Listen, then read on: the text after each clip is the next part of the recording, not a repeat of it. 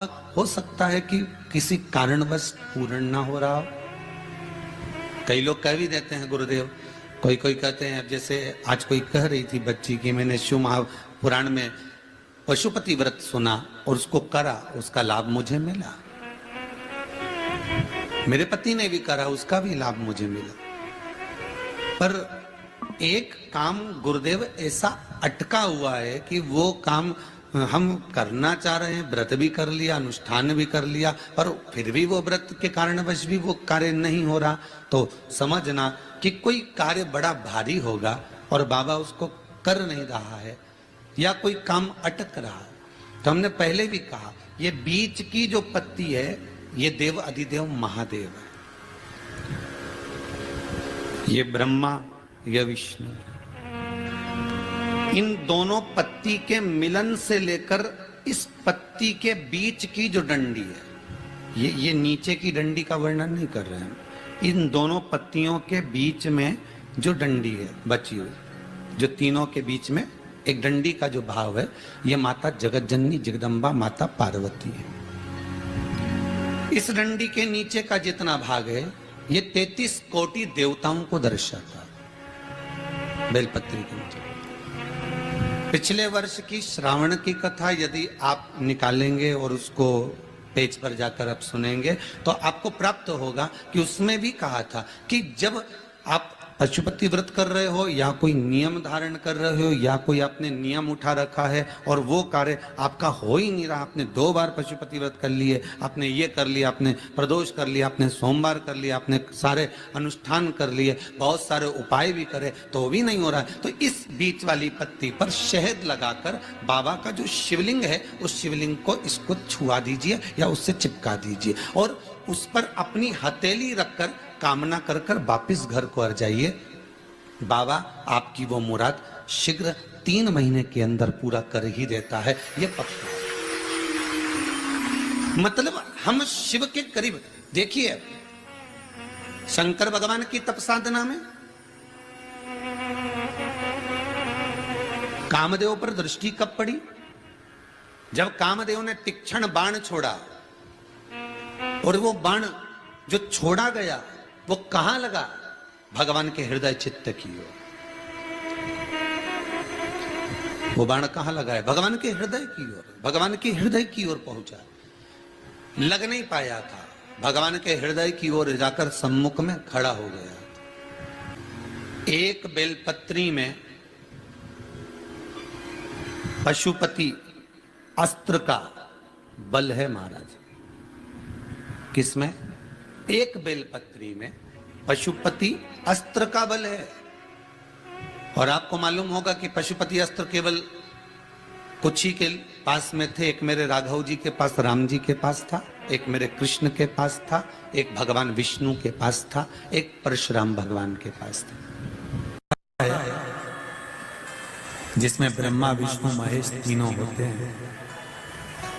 64 योगनियां देवियां भी इसमें विराजमान हैं और 33 कोटि देवी देवता भी इसमें विराजमान हैं। एक बेलपत्र, कभी मौका लगे आपके जीवन में, अभी जब दुख तकलीफ कष्ट बहुता मात्रा में लगे, तब प्रयास करें कि एक बेलपत्र का पत्ता अपने हृदय का भाव लेकर जब शिव मंदिर में जाओ, शंकर भगवान को जब भी समर्पित करो, तो पहले अगर कोई बहुत विषम स्थिति में फंसे हुए हो, बहुत कष्टमय परिस्थितियों में फंसे हुए हो, और निकलने के लिए एक बेलपत्री का पत्ता अशोक सुंदरी वाली जगह पर चढ़ाकर, जल चढ़ाकर उसी को शिवजी पर चढ़ाया जाता है और शंकर भगवान पर वो जल समर्पित करा। जो कलश में जल है वो शिव। किस किस जगह पर चढ़ाना है? उसी पत्ते को पहले कहां चढ़ाना है? अशोक सुंदरी वाली जगह।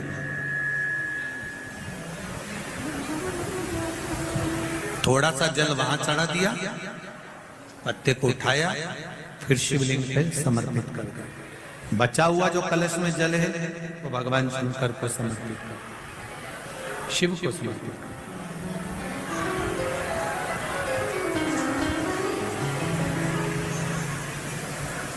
अभी रखो, कथा के विराम पर ले लो।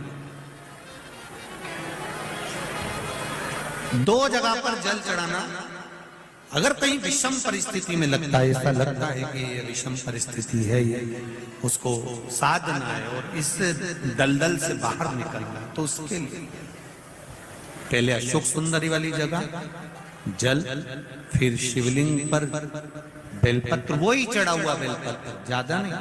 और फिर एक निवेदन करेंगे, अगर आप अलग से कोई बेलपत्र नहीं ले जा सकते हो, आपके पास में बेलपत्र नहीं है, शिवलिंग पे से बेलपत्र उठा लिया करो, उसी को धो के वापिस।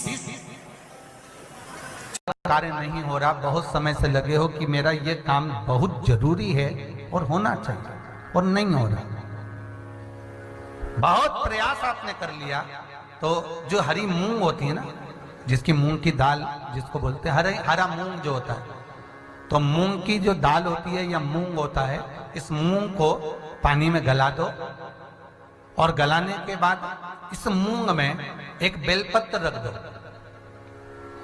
सोमवार के दिन उसमें थोड़ा सा गुड़ डालकर किसी नंदी को, बेल को, किसी नंदीश्वर को, उस मूंग को अपनी कामना कर कर वो बेलपत्र और गुड़ के साथ उसको खिला दो, उस मूंग।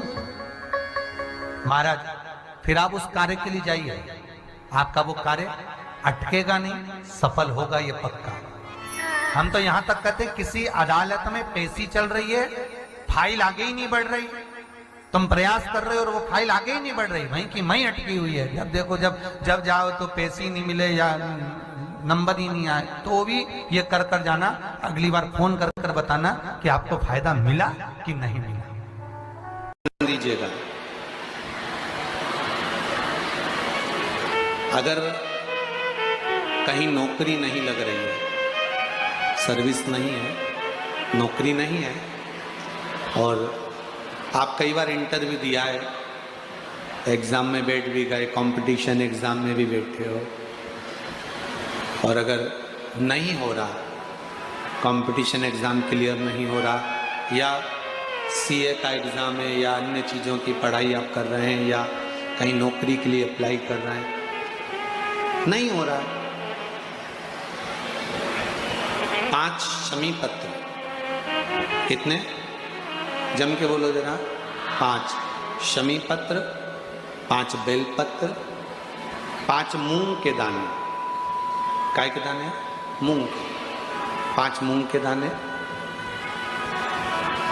5 सफेद पुष्प, कोई भी सफेद पुष्प जो आपको मिल जाए, शिव जी को समर्पित कर कर 1 लोटा पानी, नाम और गोत्र बोलकर, और जिस एग्जाम में बैठ रहे हो, जिस कंपटीशन एग्जाम में बैठ रहे हो, उसका स्मरण कर कर आपको छोड़ना है। श्री शिवाय नमस्तुभ्यम, शंकर जी का स्मरण करना है।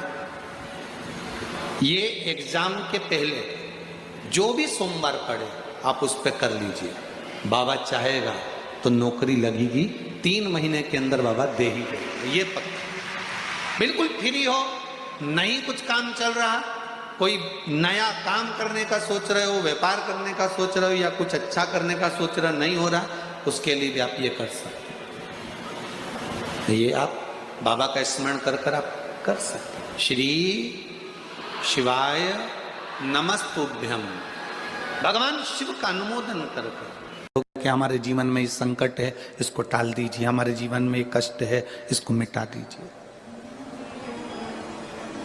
शिव महापुराण की कथा कहती है, हमें किसी आडंबर की ओर, अंधविश्वास की ओर हमें नहीं जाना। ऐसा संसार में कोई नहीं जन्मा जिसके जीवन में दुख नहीं आया।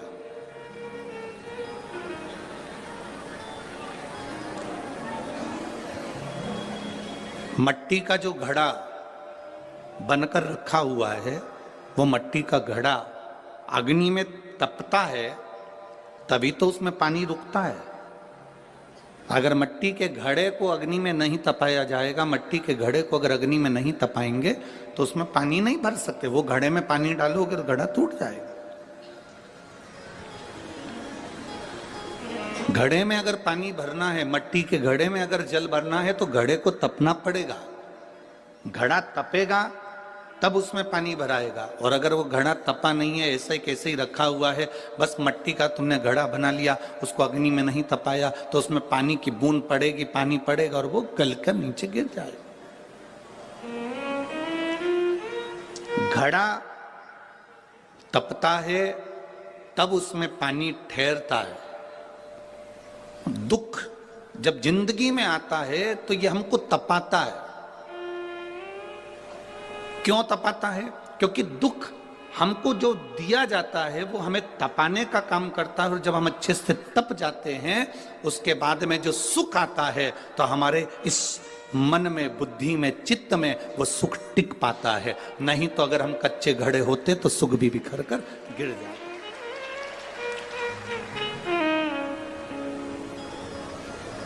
वो सुख भी समाप्त हो जाता। क्या राम जी की जिंदगी में दुख नहीं आया? क्या भगवान कृष्ण के जीवन में दुख नहीं आया?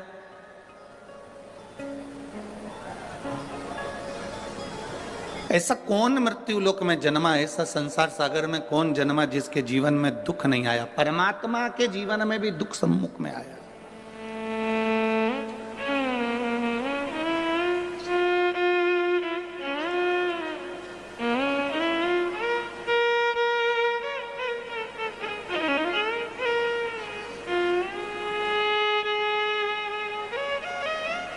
एक बात हमने बहुत पहले कथा में कही थी, आपके स्मरण में अगर होगा, जितने लोग टीवी पर कथा सुनते होंगे उनके स्मरण में होगा।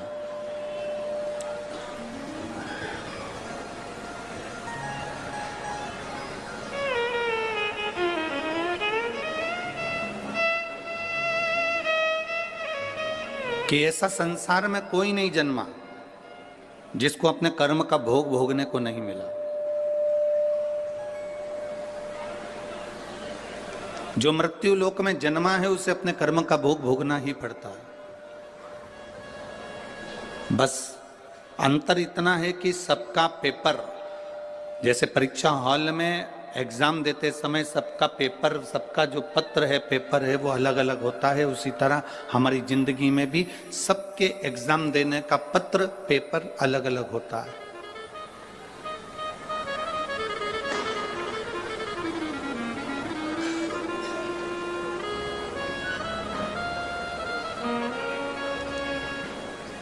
आप माता पिता की सुने ना सुने, आप गुरु की सुने ना सुने, आप भगवान को प्रणाम करें ना करें, आप मंदिर जाएं ना जाएं, आप सत्संग में जाएं ना जाएं, आप किसी गुरुवाणी को स्मरण करें ना करें, पर इतना जरूर याद रखना कि अपने कर्म का भोग मनुष्य को भोगना जरूर पड़ता है। उसको कोई नहीं टाल सकता। अब कोई कह दे कि गुरुजी हमारे जीवन में ये संकट है, हमारे जीवन में ये दुख है और हम बड़े दुखी हैं, तो तुम एक बात का स्मरण करिए, कई लोग तुम्हारे दुख के चक्कर में तुम्हारा फायदा उठाने का प्रयास करेंगे।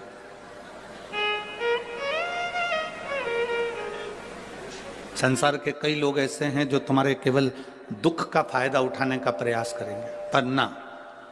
शिव महापुराण की कथा कहती है, अगर जिंदगी में समस्या है, राम जी के जीवन में दुख आया तो उन्होंने रामेश्वर धाम की स्थापना करी और भगवान शंकर की पूजन करके लंका पर चढ़ाई करी। भगवान कृष्ण की 16,108 रानियां थी, एक भी रानी से औलाद नहीं हुई। भगवान कृष्ण के यहाँ 16,108 रानी से जब संतान नहीं हुई, तब भगवान कृष्ण ने गर्गाचार्य बाबा के कहने पर एक एक रानी के साथ बैठकर 11-11 दिन तक भगवान शंकर का अनुष्ठान किया। तब शिव जी ने प्रसन्न होकर, प्रकट होकर भगवान कृष्ण को वर दिया कि तुम्हारी एक एक रानी के साथ तुमने 11-11 दिन तक बैठकर भगवान शंकर की आराधना करी है, तो मैं तुम्हें वर प्रदान करता हूं कि तुम्हारी एक एक रानी से 11-11 संतान होगी। 10 छोरा 1 छोरी, 10 बेटे 1 बेटी। भगवान कृष्ण की 16,108 रानियों से इतनी संतान उत्पन्न हुई। 1,77,186 संतान भगवान शंकर की कृपा से भगवान कृष्ण के घर में हो गई। ऐसा कौन है जिसके जीवन में दुख नहीं है?